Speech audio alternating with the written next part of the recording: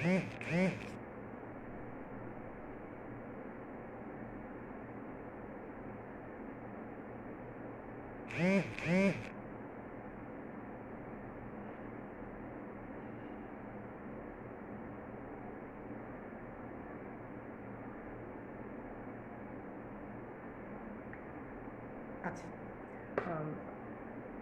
Good afternoon. কয়েকজন hello লিখছেন মানে বুঝতে পারছি দেখা যাচ্ছে এবং নিশ্চয়ই শোনা যাচ্ছে। তাহলে গুড আফটারনুন সবাইকে। সবাইকে আমাদের ফেসবুক লাইভে স্বাগত। আজকের লাইভটা হচ্ছে সিজার, ভেরি কমন জিনিস, মানে যে প্রশ্ন অনেকেরই থাকে যে সিজারের পরে, বা এটা কিন্তু নর্মাল ডেলিভারির সঙ্গেও খানিকটা কোনো জায়গায় মিলে যাবে দেখবেন, কারণ কতগুলো ব্যাপার তো একই থাকে। গুড আফটারনুন সবাই যারা গুড আফটারনুন উইশ করছেন। তো সিজারের পরে পার্টিকুলারলি কী করণীয়, কী করবেন না, আর মূলত আমার এই লাইভটা করার পেছনে যে উদ্দেশ্যটা সেটা হলো কিছু ভুল ধারণা দূর করার। হয়তো এমন কিছু কথা বলবো ভুল ধারণা দূর করার জন্য আপনাদের হয়তো মনে হবে যে বছরের পর বছর এটা শুনে আসছি, এটা ঠিক নয়, আমি যেটা বলছি সেটাই ঠিক, কিন্তু আমি যেটা বলবো সেটা একদম সায়েন্টিফিক কথা বলবো, এবং অত্যন্ত কিছু কুসংস্কার এবং মিথস অ্যান্ড মিসকনসেপশনস আছে যেগুলো আমার মনে হয়েছে এই গত 30 বছর ধরে প্র্যাকটিস করতে করতে যে এগুলো দূর করা দরকার। এখনও আজকের দিনে ওই 2022-এও কেন মেয়েরা এই ভুল ধারণাগুলোর মধ্যে থাকবে। আচ্ছা, একজন অলরেডি জিজ্ঞেস করছেন ওয়েট বেড়ে গেছে, পেটটা কমছে না ম্যাডাম, বেল্ট কি ইউজ করবো? আমি বেল্টের কথা বলবো, তখন মন দিয়ে শুনবেন। এই সব কটা পয়েন্ট আমার আজকের লিস্টে আছে। 1 নম্বর হচ্ছে, আমরা যখন সিজারের পরে ছাড়ি পেশেন্টকে, মানে ডিসচার্জ করি, তখন প্রশ্ন থাকে যে আমি বাড়ি গিয়ে কবে চান করব। এটা ভাইটাল প্রশ্ন। এর উত্তর হচ্ছে আপনি বাড়ি গিয়ে পরের দিন থেকেই চান করবেন, কারণ আজকাল আমরা যে সেলাই দিই সেই সেলাই তো কাটতে হয় না। তো কসমেটিক স্টিচ বা সাবকিউটিকুলার স্টিচ, কারোর যদি এমন সেলাই দেওয়া থাকে যেটা বাড়িতে গিয়ে কাটার দরকার আছে বা পরে এসে কাটিয়ে যাওয়ার দরকার আছে, যেগুলো আগেকার দিনে আমরা দিতাম, আজ থেকে ধরুন বছর 15 আগে দিতাম, লাস্ট 15 বছর ধরে তো আমার মনে পড়ে না যে আর সেলাই কাটার মতন সেলাই দিই, কারণ আমরা সবসময় সাবকিউটিকুলার সেলাই দিই যেটা কাটতে হয় না। ফলে এই পেশেন্ট বাড়িতে গিয়ে কিন্তু তার পরের দিন থেকেই চান করবে, এবং পুরো সাবান দিয়ে জল দিয়ে ভালো করে শ্যাম্পু করে চান করতে পারেন তিনি, তাতে আমাদের কোনো বাধা নেই। সরি, একটা কল এসেছিল তাই এটাকে কেটে গেল। তাহলে চান কবে করবেন? যদি তার এমন সেলাই দেওয়া থাকে যেগুলো আমরা দিই আজকাল, যেগুলো কাটতে হবে না, তাহলে তার উত্তর হচ্ছে বাড়ি গিয়েই তিনি চান করবেন, এবং ভালো করে সাবান দিয়ে একদম শ্যাম্পু করে ভালো করে নর্মাল যেরকম চান করতেন সেরমভাবে চান করবেন। এত বারবার বলে দেওয়ার পরেও পেশেন্টরা জিজ্ঞেস করে সেলাইয়ের জায়গাতেও সাবান দেবো? তো উত্তরটা হচ্ছে অবশ্যই দেবেন, কারণ আমরা যে সেলাই দিই সেইগুলো যেহেতু কসমেটিক স্টিচ, তো ন্যাচারালি সেগুলোর পরিচর্যাটাই হচ্ছে ক্লিনলিনেস। যত পরিষ্কার রাখবেন তত সেলাই তাড়াতাড়ি শুকোবে, আর যত সাবান না লাগিয়ে নোংরা করে রাখবেন তত ইনফেকশন হওয়ার চান্স এবং তত কম শুকোনোর চান্স। তাহলে হচ্ছে যে বাড়ি গিয়েই কিন্তু পরের দিন চান করতে হবে। কিন্তু কারোর যদি আজও কিছু পেরিফেরিতে বা মফস্বলে দেখি পেশেন্টরা কিছু হয়তো সেলাই দেওয়া থাকে যেগুলো কাটতে হয়, তো সেরম যদি দেওয়া থাকে তাহলে সেলাইটা যেদিন কেটে দেবে তার পরের দিন থেকেই চান করতে পারবে। এতবার পরেও মা ঠাকুমারা বাড়িতে গেলে বলবে না চান করবি না, চান করলে এই হবে ওই হবে। প্লিজ এই ধারণাগুলো থেকে বেরিয়ে আসুন।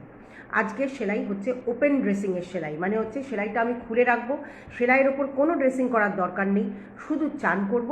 আর আমরা একটা মলম লিখে দিই, যেটা হয়তো দিনে 2-3 বার লাগাতে হয়, এবং বেশিরভাগ ক্ষেত্রেই দেখা যায় 1 মাস পর যখন পেশেন্টটাকে ডাকি তখন পেশেন্ট এসে বলছে আর মলম লাগানোর দরকার হচ্ছে না। এতটাই উন্নত আজকের সার্জারি বা আজকের সেলাই।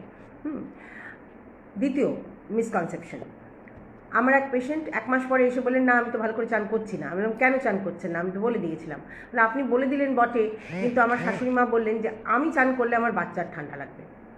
এ এক বড় অদ্ভুত কথা। মা চান করলে বাচ্চার ঠান্ডাটা লাগবে কেন?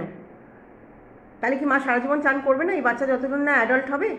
হ্যাঁ, সুতরাং আপনি চান করলে আপনার বাচ্চা ঠান্ডা লাগবে এই ভ্রান্ত ধারণার মধ্যে প্লিজ থাকবেন না, এটা কখনোই হয় না।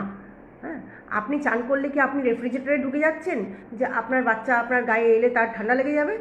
কখনোই না।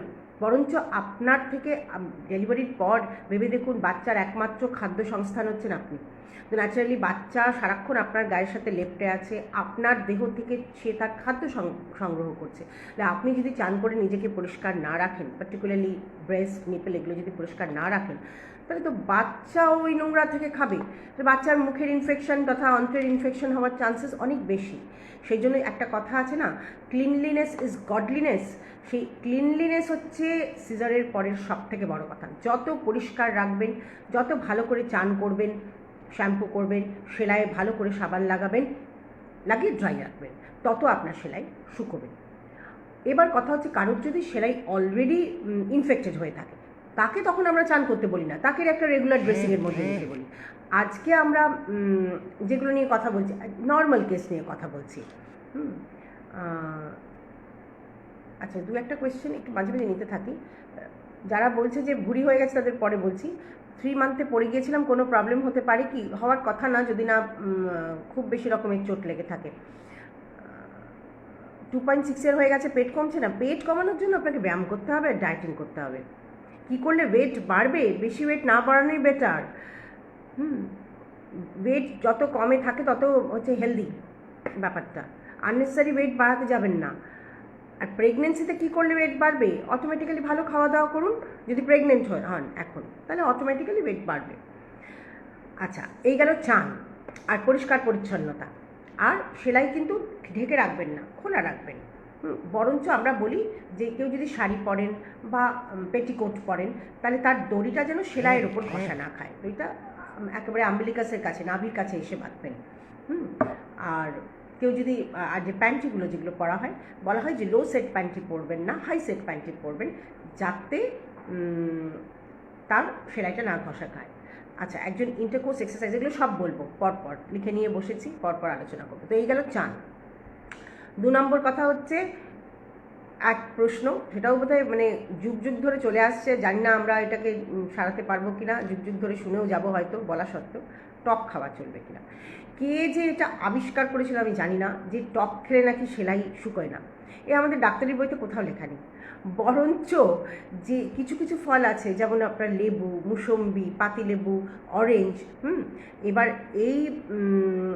এই ধরনের ফলগুলোর মধ্যে ভিটামিন সি আছে। আপনারা সেটা জানেন, কোভিডের কারণে আপনারা জানেন পাতিলেবু এগুলোর মধ্যে ভিটামিন সি আছে। এবং ভিটামিন সি হচ্ছে যে কোনো ক্ষত বা যে কোনো সেলাই, মানে যে কোনো ক্ষতকে আবার পুনর্গঠন করার জন্য সব থেকে ভালো জিনিস।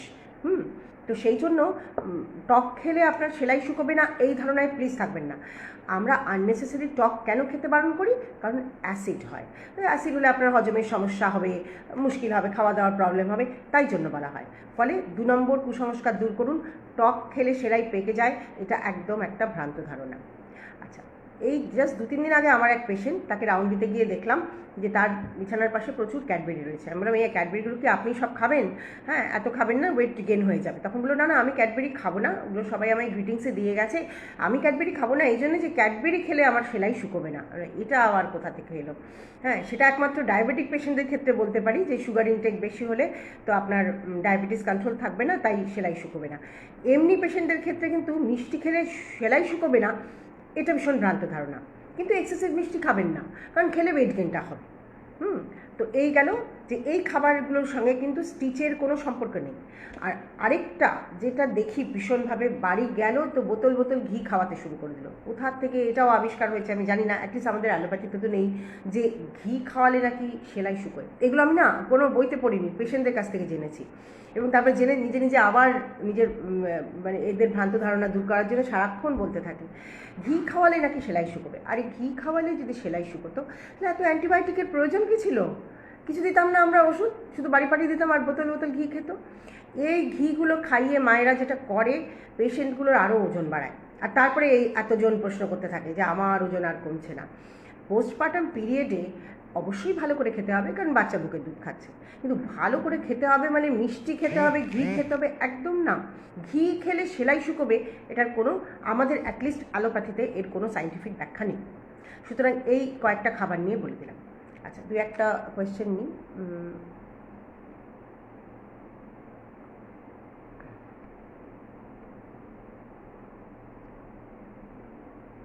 সি সেকশনের পর কি টাইট কিছু বেঁধে রাখতে হবে? আমি বেল্টে আসবো, তারপরে বলছি। আমার 19 উইক চলছে, কিন্তু আমার ওয়েট বাড়েনি, কিন্তু নর্মাল যা যা খাই তাই খাচ্ছি। দুধ খেলে প্রচুর গ্যাস হচ্ছে। দুধ খেলে গ্যাস হলে দুধ খাবেন না।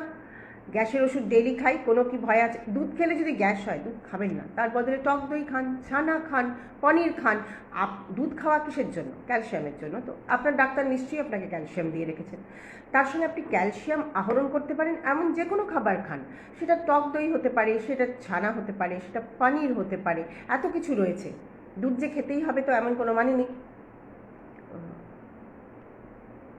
আচ্ছা, কে একটা যেন লিখছিল যে আমার শাশুড়ি মা বলেছেন, এই যে ডক্টর আমি 6 মান্থ প্রেগনেন্ট, আমার মাদার ইন ল বলছেন সব সময় পেটে টাইট কিছু বেঁধে রাখতে, বাট আমি কমফর্ট ফিল করছি না। কিছু টাইট পরা কি উচিত? উত্তর একদম না। কারণ একটা বেবি বেড়ে উঠছে, যে কোনো জিনিসকে বেড়ে উঠতে দিতে হলে তাকে তো হালকা কিছুর মধ্যে রাখতে হয়। আর ওই রকম টাইট করে করে, এটা আমি আরেকটা বলতেই যাচ্ছিলাম, আপনি আমার কথাটাই, মানে আমার লিস্টের কথাই আপনি ওর মধ্যে নিয়ে নিলেন। এগুলো অ্যাকচুয়ালি প্রেগনেন্সির কথা, সিজারের কথা নয়। এটা হচ্ছে যে টাইট করে বাঁধার কোনো কথা নয়। যারা যারা এরকম টাইট করে বেঁধে আসেন বা মা শাশুড়িরা বলতে থাকেন, আমি তখন জিজ্ঞেস করি যে টাইট করে কেন বাঁধছেন? আগে তো এত টাইট করে বাঁধতেন না। তার উত্তরটা শুনে তো আমার চোখে আরও চরক গাছ হয়। তারা বলে টাইট করে না বাঁধলে বাচ্চা নাকি ওপর দিকে উঠে যায়। এবার আমি বলি, বাচ্চা কত উপরে উঠবে? উঠে কি মাথা দিয়ে বেরোবে? যদি কারোর বাচ্চা মাথা দিয়ে বেরোয় তাকে তো নোবেল প্রাইজ দেওয়া হবে, কারণ আজ পর্যন্ত পৃথিবীতে সেটা হয়নি। বাচ্চা উপর দিকে উঠবে কী করে? উপরে তো ডায়াফ্রাম আছে, যেটা দিয়ে হার্ট, লাংস এবং পেট আলাদা করা আছে। কারণ সাধ্য নেই বাচ্চা ওপরের দিকে ওঠে। বাচ্চার পজিশন যা বাচ্চা থাকবে। বাচ্চা এবার নিচের দিকে তার মাথা নামলো কিনা সেটার উপর নির্ভর করছে যে তার নর্মাল ডেলিভারির দিকে সে যাচ্ছে কিনা।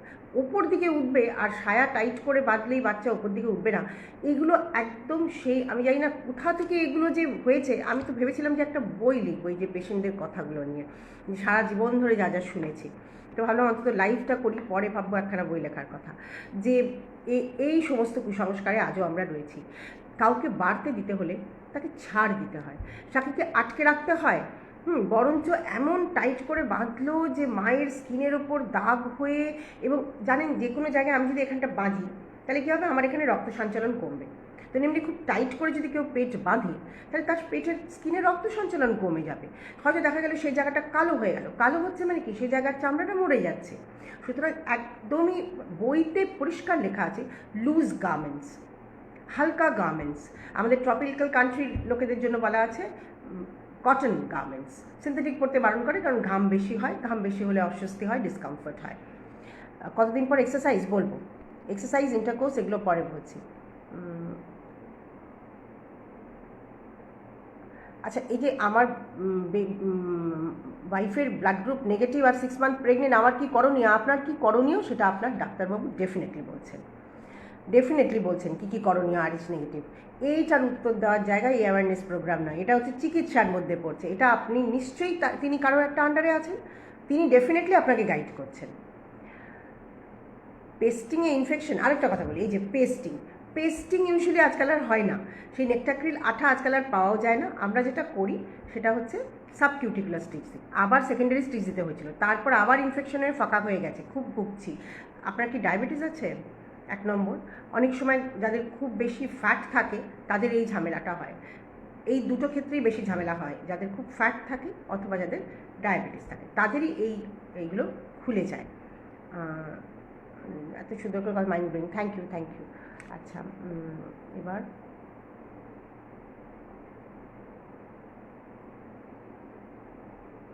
টোয়েন্টি উইক প্রেগনেন্সি চলছে, লো লাইন প্লাসেন্টা আছে, মাঝে মাঝে অল্প ব্লিডিং হচ্ছে। ডেলিভারিতে কি কোনো প্রবলেম আছে? অবশ্যই প্রবলেম হতেও পারে, নাও হতে পারে। আমার তো ধারণা আপনি যার আন্ডারে আছেন তিনি ডেফিনেটলি আপনার সাথে এটা নিয়ে কথা বলেছেন যে ব্লিডিং হলে কি কি করতে হবে না।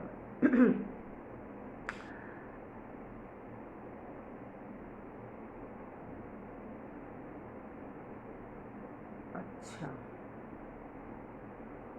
বেশ, এবার আমার কথায় আবার চলে আসি। এটা হচ্ছে যে তারপরে আরেকটা জিনিস যেটা শোনা যায় যে আফটার ডেলিভারি কতদিন পর কিছু কি নিচু হয়ে কাজ করা যাবে?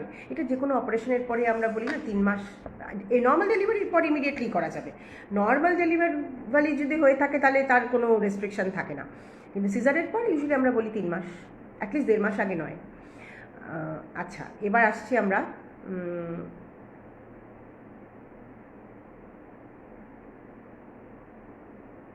ডান্স, মুভমেন্ট, এক্সারসাইজ বলছি, এগুলো এক্সারসাইজ, ডান্স, মুভমেন্ট, ইন্টারকোর্স বলছি। আচ্ছা, দ্বিতীয় কথা হচ্ছে মা ব্রেস্ট ফিড করছেন, তার অ্যাসিড হলে বাচ্চার নাকি অ্যাসিড হয়। এটা আরেকটা চূড়ান্ত ভ্রান্ত ধারণা। আমার এই পেজে আমি আরেকজন পিডিয়াট্রিশিয়ানকে নিয়ে আমি একটা ব্রেস্ট ফিডিং ওপর লাইভ করেছিলাম, সেখানেও এগুলো আলোচনা করেছিলাম।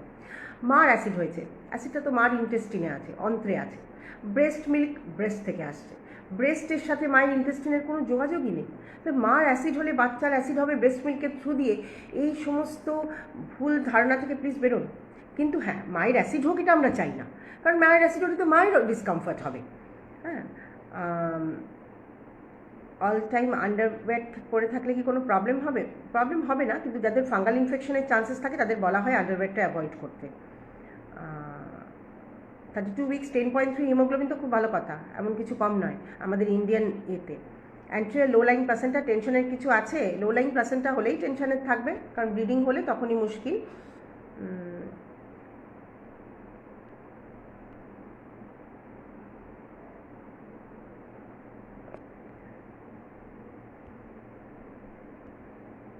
আমার ওয়েট 38, বাড়ছেই না। আর বাড়াবেন না, আপনি এই ওয়েটে বেবিটা নিন যদি আপনার অন্য কোনো প্রবলেম না থাকে, আপনার যদি অ্যানিমিয়া না থাকে, হার্টের রোগ না থাকে, ডায়াবেটিস না থাকে, অন্য কোনো মেডিকেল প্রবলেম না থাকে, তাহলে আপনি এই ওয়েটেই বেবিটা নিন। কারণ প্রেগনেন্সিতে আপনার ওয়েট দেখবেন 10 থেকে 12 কেজি বেড়ে যাবে। 38 থেকে 10 থেকে 12 কেজি বাড়লে অটোমেটিক্যালি 50 কেজির কাছাকাছি হবে। আর আপনি যদি এমন কোনো ফ্যামিলির মানুষ হন যে ফ্যামিলিতে সবাই ছোট্টখাট্টো দেখতে, রোগা সোগা দেখতে, তাহলে তো এটা আপনার ফ্যামিলির জন্য এটা নর্মাল। শুধু মোটা হয়ে, বরঞ্চ মোটা হলে প্রেগনেন্সি আনার চান্সেস কম। আচ্ছা, তাহলে এই গেল। চান করা নিয়ে বললাম, সেলাইয়ের যত্ন নিয়ে বললাম, টক খাওয়া, ঘি খাওয়া, ক্যাডবেরি খাওয়া, এই সমস্ত ভ্রান্ত ধারণা দূর করুন। মায়ের অ্যাসিড হলে বাচ্চার অ্যাসিড হয় না, তবে মায়ের অ্যাসিড হোক এটা আমরা চাই না। আচ্ছা, বেল্ট, সবাই ভাবেন যে বেল্টটা পরলেই পেটটা একদম আগের মতন পেটে পিঠে হয়ে যাবে, এটা নয়। বেল্টটা কিন্তু আপনার পেটের সাইজ কমানোর জন্য দেওয়া হয় না, বেল্টটা দেওয়া হয় একটা সাপোর্টের জন্য। এবং বেল্টটা যত তাড়াতাড়ি পরবেন তত পেটের সাপোর্টটা ভালো থাকে, হাঁটা চলা করা। কারণ দেখুন, সিজারিয়ান সেকশন আমি বলি যে একমাত্র অপারেশন যেটার পরে কিন্তু পেশেন্টের কোনো রেস্ট হয় না।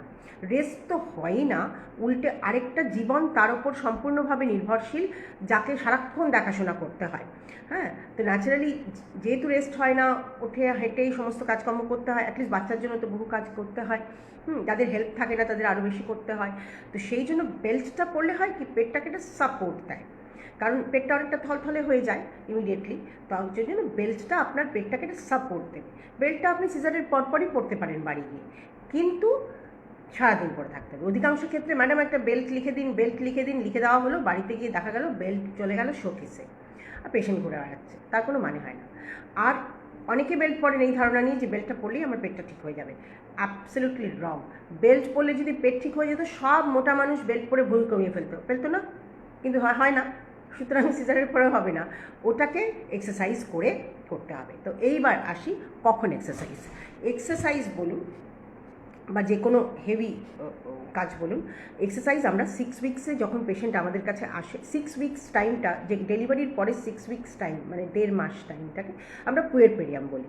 সেই পুয়েরপেরিয়ামের টাইমটাতে কি হয়, যা যা চেঞ্জেস বডিতে হয়েছিল প্রেগনেন্সির জন্য, সেগুলো আস্তে আস্তে নর্মালের দিকে যেতে থাকে। সেই জন্য এই পুয়েরপেরিয়ামটা কাটলে পরে আমরা পেশেন্টকে একবার ডাকি দেখার জন্য, যদি না তার আগে কোনো এমার্জেন্সি হয় 6 সপ্তাহে, তখন আমরা পেশেন্টকে এক্সারসাইজ শেখাই। কিছু এক্সারসাইজ চেম্বারেই শিখিয়ে দিই। প্রথম এক্সারসাইজগুলোই কিন্তু একদম সেই মারকাটারি এক্সারসাইজ হবে না। সেগুলো কিছু টোনিং অফ দ্য অ্যাবডোমেন, কিছু লেগ রাইজিং, কিছু ফিট টাচিং, এই টাইপের এক্সারসাইজ আমরা শিখিয়ে দিই। এবং তারপরে 3 মাস পর থেকে, এই 1.5 মাস থেকে 3 মাস এগুলো করতে শুরু করবেন, করতে অনেকটা সাবলীল হয়ে যাবেন। তারপরে 3 মাস যখন হয়ে গেল, তারপরে কিন্তু পেশেন্ট এক্সারসাইজ, যে কোনো রকম এক্সারসাইজ করতে পারেন। যিনি ডান্স করেন তিনি ডান্সিংয়ে ফিরে যেতে পারেন। হতে তো পারে যে মা একজন ডান্সার, ডান্সিংয়ে ফিরে যেতে পারেন। হয়তো তাকে হেভি ওয়েট লিফটিং করতে হয়, সেটাও করতে পারেন। এবার আসছি ইন্টারকোর্স। ইন্টারকোর্সটা আমরা ইউজুয়ালি 3 থেকে 4 সপ্তাহ অ্যাভয়েড করতে বলি। নর্মাল ডেলিভারিতে যদি নিচে সেলাই থাকে তো অবশ্যই 6 সপ্তাহ থেকে 3 মাস অ্যাভয়েড করতে বলি। আর সিজারের পরে 3 থেকে 4 সপ্তাহ ইউজুয়ালি অ্যাভয়েড করতে বলা হয়, কারণ ইনফেকশনের চান্সেস থাকে। তারপরে আর 6 সপ্তাহর পরে তো ইন্টারকোর্সে কোনো বাধা নেই, কিন্তু খেয়াল রাখতে হবে যে আবার প্রেগনেন্সি না আসে। অনেকে খুব কনফিডেন্ট থাকেন যে ব্রেস্ট ফিডিং করছি সেই জন্য প্রেগনেন্সি আসবে না, তা কিন্তু নয়। ব্রেস্ট ফিডিং করলে একদম ফুললি ব্রেস্ট ফিডিং মাদার যারা, মানে যারা ব্রেস্ট ফিডিং ছাড়া অন্য আর কিছু করেন না এবং তার মাসিক বন্ধ আছে এবং তিনি ডেলিভারির 6 মাসের মধ্যে আছেন, তারাই একমাত্র এই ব্রেস্ট ফিডিংটাকে কন্ট্রাসেপশন হিসেবে কাজে লাগাতে পারে। বাকিরা যারা অল্প অল্প ব্রেস্ট ফিডিং করছে আর অল্প অল্প টপ ফিডিং করছি বা যাদের মাসিক হয়ে গেছে, তারা কিন্তু এই ব্রেস্ট ফিডিংকে কন্ট্রাসেপশন হিসেবে দেখলে প্রচুর বিপদে পড়েন, আমরা দেখেছি।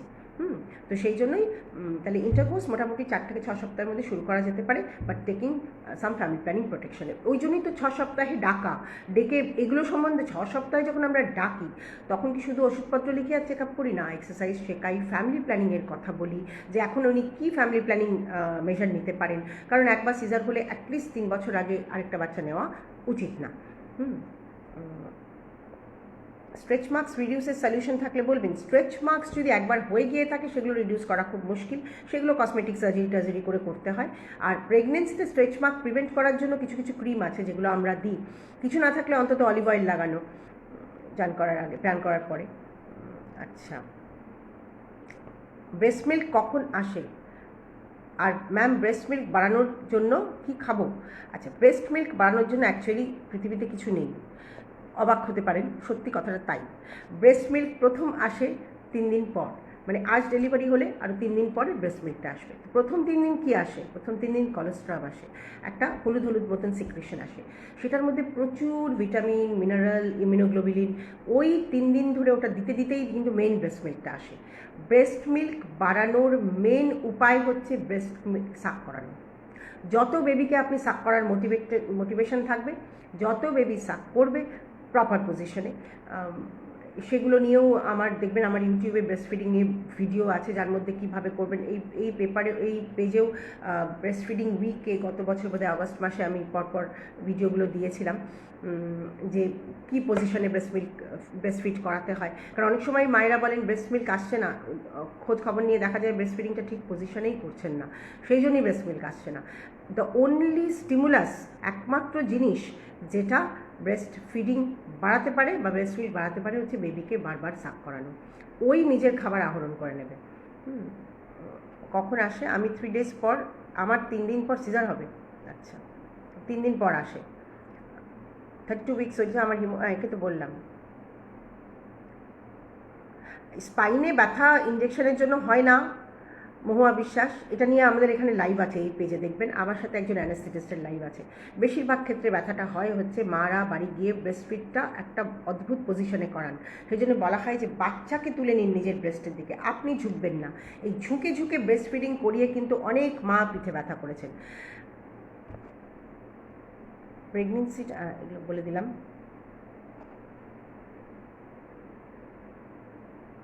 আমার বেবি 21 মান্থ, মানে প্রায় 2 বছর। কত এজ অবধি ব্রেস্ট মিল্ক দিতে পারবো? শুধু ব্রেস্ট মিল্ক তো নিশ্চয়ই সে নেই এখন, আর সে তো অন্য কিছু খেতে শুরু করেছে। আপনি 2 বছর পর্যন্ত দিয়ে বন্ধ করে দেবেন।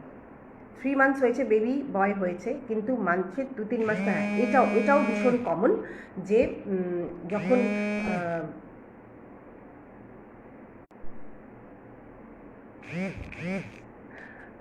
ডেলিভারির পরে প্রথম 5-6 মাস পার্টিকুলারলি যখন ব্রেস্ট ফিড চলে, অনেকের ভীষণ ইরেগুলার, এত ফোন আসতে শুরু করলে লাইভ করা মুশকিল। ডেলিভারির পর প্রথম 2-3 মাস বা অনেকের ক্ষেত্রে প্রথম 6 মাস ভীষণ ইরেগুলার থাকে, উইচ ইজ ভেরি নর্মাল। খুব হেভি না করলে কোনো অসুবিধা, হেভি না হলে অসুবিধা হয় না।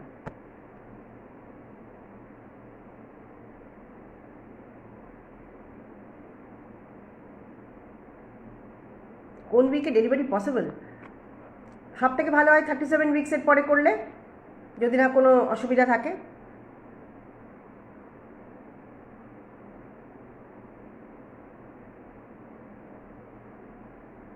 ব্রেস্ট মিল্ক কি ইনডিউস করানো যায়? ইনডিউস করালে কি কোলেস্টেরল হবে? ইনডিউস কী দিয়ে করাবেন? সব থেকে বড় ইনডিউস করার জিনিস হচ্ছে বাচ্চাকে খাওয়ান। যত বাচ্চাকে সাক করাবেন তত ভালো ব্রেস্ট মিল্ক আসবে।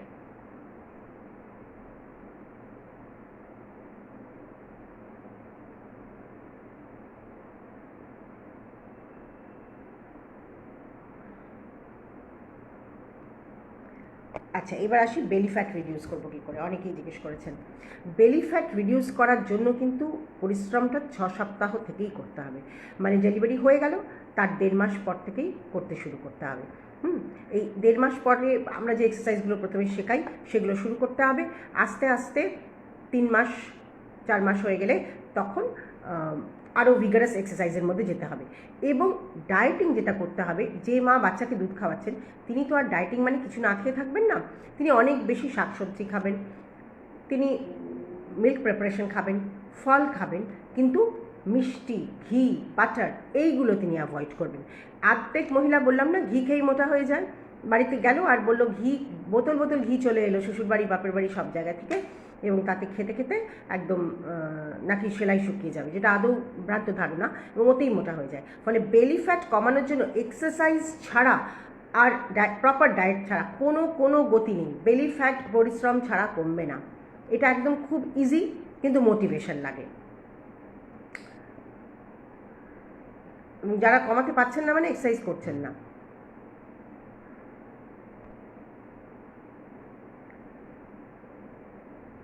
মায়ের ঠান্ডা লাগলে কি বেবিরও ঠান্ডা লাগে?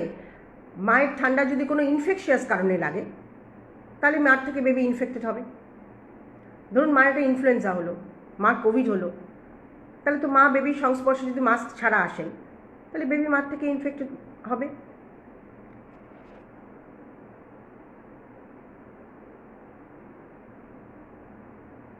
থাইরয়েড আর মাইগ্রেন আছে, এতে ফিউচারে থাইরয়েড আছে, থাইরয়েড কন্ট্রোল করে প্রেগনেন্সি নিন, থাইরয়েডটা কন্ট্রোল না করে প্রেগনেন্সি নেবেন না।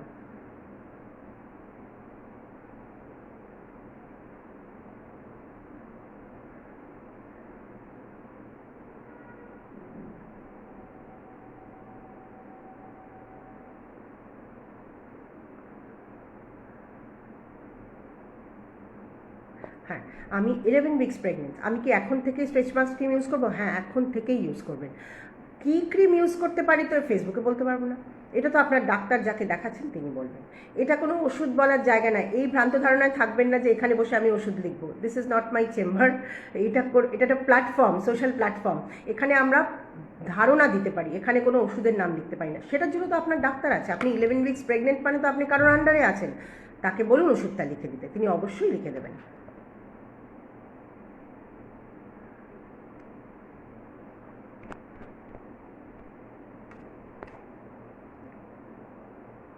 6 উইক্সে কোমরে এক্সরে হয়ে থাকলে কিছু অসুবিধা নেই, আজকাল যা এক্সরেগুলো আমরা করি। কোভিড বুস্টার নিতে পারবো? আচ্ছা, 30 উইক্স প্রেগনেন্ট না, এখনও WHO থেকে প্রেগনেন্ট মাদারদের জন্য বুস্টার ডোজ রেকমেন্ডেড হয়নি। একদিন রেকমেন্ডেড হয়ে যাবে, তখন আমরাই বলবো নিতে। 19 উইক্স প্রেগনেন্সি, 48 কেজি আমার ওয়েট, আর ওয়েট বাড়েনি, বাড়বে, সময় আছে তো এখনও। টোটাল প্রেগনেন্সিতে দেখবেন 10 থেকে 12 কেজি ওজন বাড়বে। সিজারিয়ানের কতদিন পরে স্নান করা যাবে? প্রথমেই বলেছি, যদি আপনার এমন সেলাই থাকে যেটা কাটতে হবে না, তাহলে সেটা বাড়ি গিয়েই চান করবেন, পরিষ্কার চান করবেন একদম। আর যদি এমন সেলাই থাকে যে যেটা কাটতে হবে, তাহলে সেই সেলাইটা যেদিন কেটে দেবে আপনার ডাক্তার, তার পরের দিন। একটা বেবি নেওয়ার কত বছর গ্যাপ রাখা উচিত? দ্বিতীয়টা 3 বছর, এ তো আমাদের গভর্নমেন্টের প্রোগ্রামেই আছে।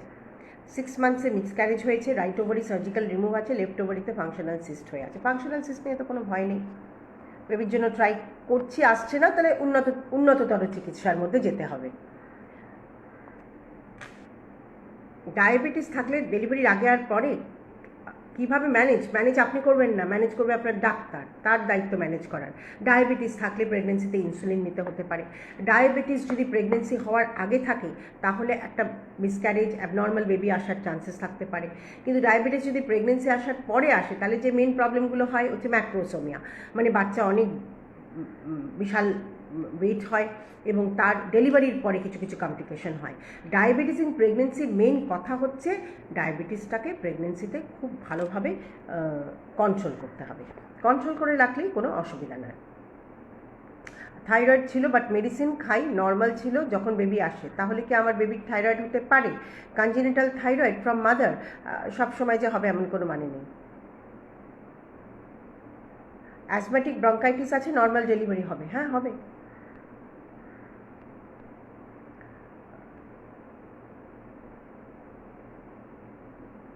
পিসিওডি বা পিসিওএস থাকলে বেবি কি কনসিভ করতে পারে ন্যাচারালি? মানে মায়ের পিসিওএস থাকলে বেবির পিসিওএস? আমি বুঝলাম না। পলিসিস্টিক ওভারি হলে প্রেগনেন্সিতে সমস্যা হয়? হ্যাঁ, প্রেগনেন্সি আসতে সমস্যা হয়, প্রেগনেন্সি এসে মিসক্যারেজ হয়ে যাওয়ার চান্স থাকে। প্রি এক্লাম্পসিয়া আমি আজকে বলবো না, প্রি এক্লাম্পসিয়া সব কথা আজকে বলে দেবো, তাহলে আর কোনোদিন জীবনে লাইভই করবো না। হ্যাঁ, প্রি এক্লাম্পসিয়া একটা টোটাল ভালো কথা বলেছেন, ভালো আইডিয়া দিচ্ছেন, এটা নিয়ে একদিন করা যাবে। প্রেগনেন্সিতে ব্লাড প্রেশার বা প্রি এক্লাম্পসিয়া, এক্লাম্পসিয়া সব কিছু আজকে যদি আলোচনা করে দিই তাহলে আমি আর কোনোদিন লাইভেই আসবো না, সব আজকেই শেষ হয়ে যাবে সব কথা, তাই না? ফাংশনাল সিস্ট কি কোনো প্রবলেম? না, ফাংশনাল সিস্ট কোনো প্রবলেম না।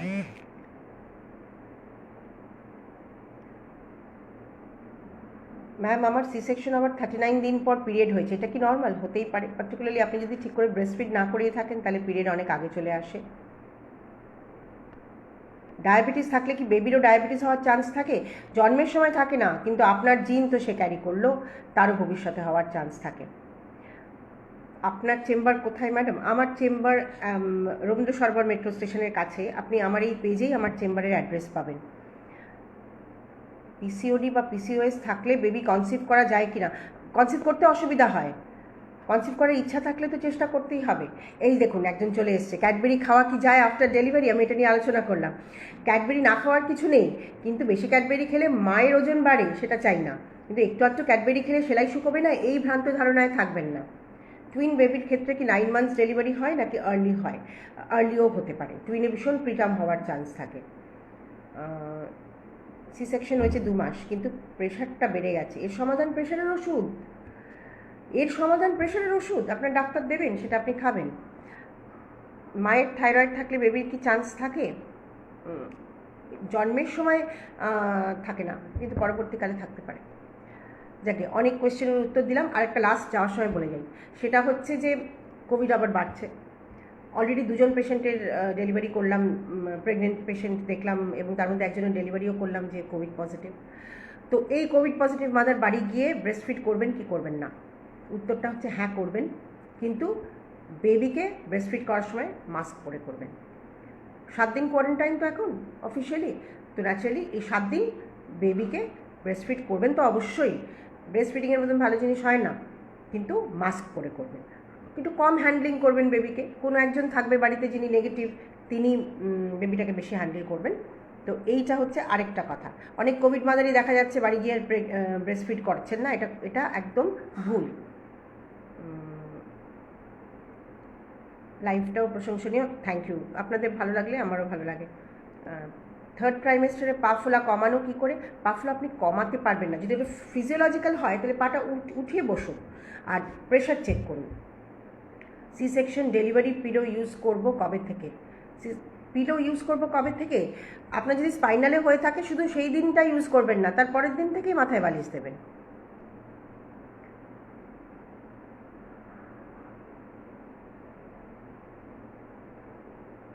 থ্যাংক ইউ প্রচেতাস চ্যাটার্জি, আপনি যত বড় ডাক্তার থেকে তার থেকেও ভালো একজন টিচার। হ্যাঁ, আমি ছিলাম মেডিকেল কলেজে বহুদিন, সেই জন্যই পড়ানো অভ্যেস আছে। 23 উইকস চলছে, ওয়েট একদম বাড়ছে না। প্রবলেম একদম না বাড়লে তো প্রবলেম, আপনার ডাক্তারের সঙ্গে কথা বলুন। Very informative, thank you. 6.5-এর প্রেগনেন্টটা কি জিনিস? 6.5 মাসের প্রেগনেন্ট, এই মাসে আমার ওয়েট বাড়েনি। মাসে অন্তত 1 থেকে 1.5 কেজি ওয়েট তো বাড়ার কথা।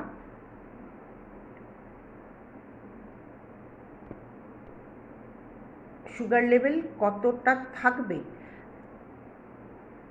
আমাদের নর্মাল সুগার লেভেল যা থাকা উচিত তাই থাকা উচিত। মানে আমাদের টার্গেট হবে 120-90 এর মধ্যে রাখার।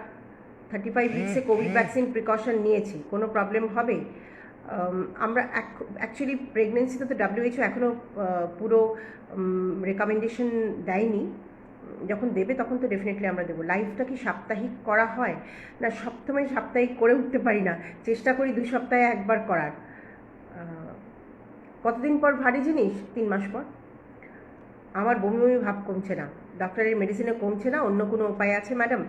সকালবেলা উঠে খালি পেটে বিছানা থেকে নামার আগে শুকনো মুড়ি খেয়ে দেখুন তো। 34 এজে কি বেবি নেওয়া যায়? অবশ্যই। অর্পিতা, আজকের দিনে মেয়েরা বিয়ে করছে 36 37-এ, তো 34 তো কিছুই না আজকের দিনে। আজ থেকে 20 বছর আগে, আমরা যখন 30 বছর আগে ডাক্তারি পড়তাম তখন 34 এজকে আমরা ভয় পেতাম। এখন তো বিয়ে হচ্ছে 37 38-এ, 34 তো কিছুই না।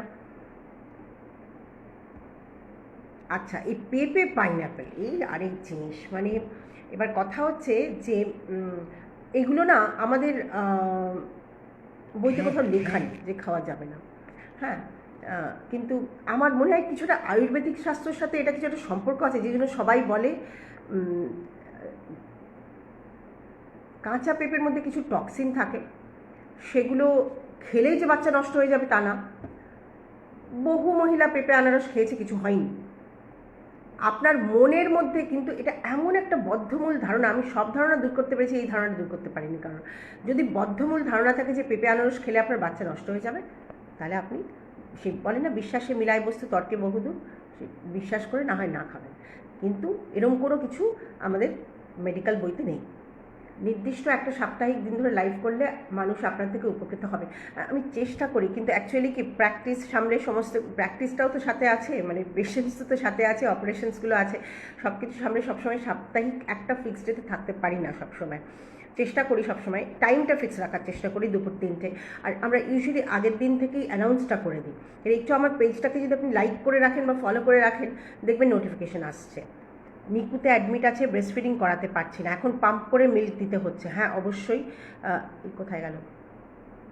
আমার বেবি নিকুতে আছে, ব্রেস্ট ফিডিং করতে পারছি না, এখন পাম্প করে মিল্ক দিতে হচ্ছে। কী করে ব্রেস্ট মিল্ক ইনক্রিজ হবে? পাম্প করতে করতে ইনক্রিজ হবে। বেসিক্যালি যে বাজারে কিছু জিনিস পাওয়া যায় না, বলে যে খেলেই ব্রেস্ট মিল্ক ইনক্রিজ হবে, বিলিভ মি ওগুলো খেলে ব্রেস্ট মিল্ক যে ইনক্রিজ হয় তার নয়। দে আর মোর কমার্শিয়াল প্রিপারেশনস। আপনি পাম্প করে যান। আর একটা কথা মনে রাখুন, আমরা যখন দুধ খাই তখন আমরা লিটার লিটারে দুধ খাই, বাচ্চারা কিন্তু মিলিলিটারে দুধ খায়। একটা বাচ্চার স্টমাক কত বড়? 50 ml, মানে একটা বাচ্চার স্টমাকের সাইজ হচ্ছে আমাদের গল ব্লাডারের সমান। তো তার কতটা রিকোয়ারমেন্ট? আর নিকুতে আছে মানে ওকে কিছু সাপোর্ট তো ওখানে দিচ্ছে। আপনি এই এক্সপ্রেসটা করে যান, তাহলে দেখবেন যখন বাচ্চা আপনার কাছে দিয়ে দেবে তখন আপনার খুব সুবিধা হবে। ব্রেস্ট ফিডিং মা বুস্টার নিতে পারবে? ইয়েস। বাইকনিউট ইউটারাসে প্রেগনেন্সি আমি আজকে বলছি না। এই পম্পা আচার্য আপনি অন্য অন্য সাবজেক্ট বলছেন, আমার মাথায় রইল, সেগুলো পরের দিন আলোচনা করা যাবে কোনো একদিন। ফার্স্ট বেবি সিজার হলে পরের বেবি নর্মাল হতে পারে কিনা? হতে পারে, কিছু কিছু ক্রাইটেরিয়া আছে, সেগুলো দেখে নিয়ে করতে হয়। সবাই বলে মাদার হরলিক্স খেয়েছে না খেলে কি প্রবলেম হয়? আজ থেকে 50 বছর আগে আমাদের মায়েরা যখন আমাদের জন্ম দিয়েছিল, কোন মাদার হরলিক্স খেয়েছিল কি? আলটিমেটলি নির্ভর করছে আপনি কি খাচ্ছেন। আমরা যাই খাই না কেন, সেটা গিয়ে আমাদের শরীরে তো সেই কার্বোহাইড্রেট, প্রোটিন, ফ্যাট এতেই ভাঙে, সেই তো কার্বন, হাইড্রোজেন, অক্সিজেনেই ভাঙে। ফলে আপনি পুষ্টিদায়ক জিনিস খাবেন, সেটা যে মাদার্স হরলিক্সই খেতে হবে এমন কোনো মানে নেই। প্রেগনেন্সি টাইমে পুরো ইয়ার, আবার কোথায় চলে গেল?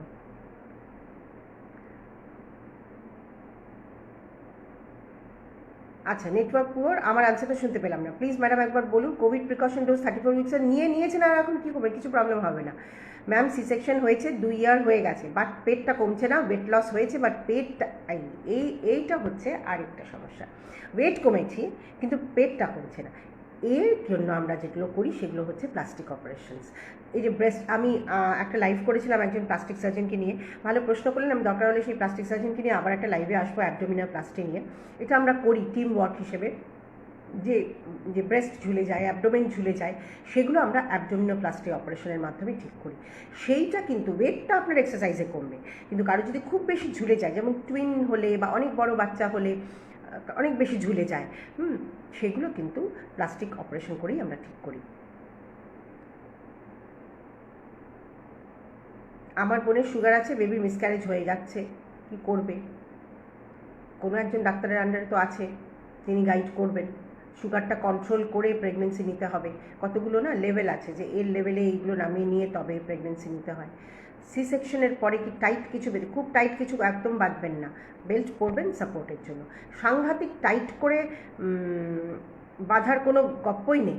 ম্যাগি চাউমিন এগুলো কি প্রেগনেন্সিতে খাওয়া যায়? যায় না একদম তা নয়, কিন্তু বেশি বেশি না খাওয়াই বেটার। এগুলো শুধু প্রেগনেন্সি কেন, যাদের আমরা বাচ্চাদেরও বেশি খাওয়াতে বারণ করি, কারণ ম্যাগি চাউমিন এগুলোর মধ্যে আজিনোমোটো আছে, যেগুলো খুব হাইপার কাইনেটিক করে বাচ্চাদের। সেই জন্য যতটুকু দরকার খাবেন। এগুলো তো আমাদের স্টেপল ডায়েট নয়। আপনি নিউট্রিশনের কথা ভাবলে আপনি ভালো করে শাকসবজি খান। সি সেকশন 1 ইয়ার হলো, বাট প্রচণ্ড ব্যাক পেন হচ্ছে। কী করলে রিলিফ পাবো? 1 নম্বর ওজন কমান। 2 নম্বর ব্রেস্ট ফিডিংয়ের সময় নিজের পজিশন ঠিক রাখুন।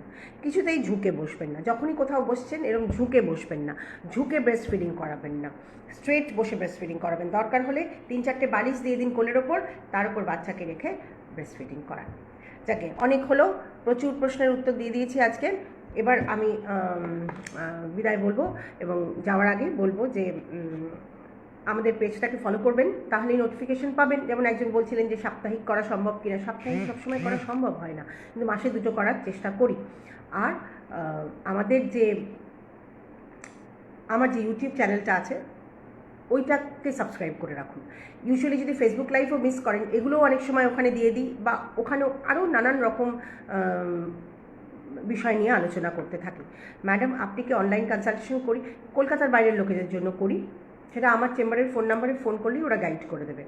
সি সেকশন হয়েছে 3 মাস হলো, পেট বেড়ে গেছে, কি করে কমাবো? পেট আগে আপনি চর্বিটা কমান, ওয়েট লস করুন এক্সারসাইজ করে। তারপরে যদি দেখেন ঝরে গেছে, তখন আসবেন, তখন আমরা প্লাস্টিক সার্জারির কথা বলি, যেটাকে বলা হয় এই পুরো জিনিসটাকে বলা হয় মমি মেকওভার। যে তার ব্রেস্ট, তার অ্যাবডোমেন, এগুলোর জন্য যে চিকিৎসাগুলো আছে, কিন্তু সেগুলোর সাথে সাথে তো করা হয় না। কিছুদিন আপনাকে বলা হবে ওয়েট রিডিউস করুন, করে একটা জায়গায় আসুন, তারপরে এই ওটিগুলো অনেক সুবিধা হয়। আচ্ছা, অনেক কিছু জানতে বললাম। থ্যাংক ইউ সবাইকে আমার সঙ্গে থাকার জন্য এতক্ষণ। এবং আমি জানি না আমি যে ভুল ধারণাগুলো দূর করার চেষ্টা করলাম সেগুলো পারলাম কি না।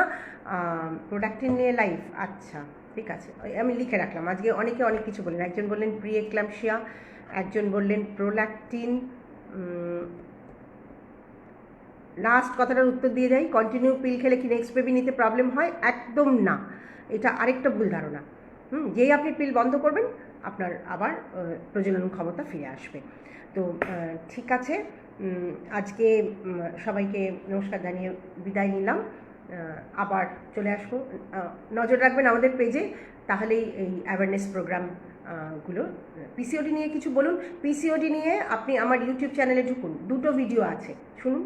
আর এই পেজেই লাইভ করা আছে কিছুদিন আগে অবশ্য, সেটাও দেখে নেবেন। আচ্ছা, বাইকর্নুয়েট ইউট্রাস এও লিখে রাখলাম। এক্স-রে, বেশ,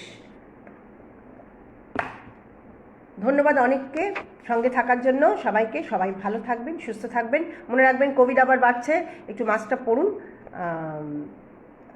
তাহলে আজকে আসি।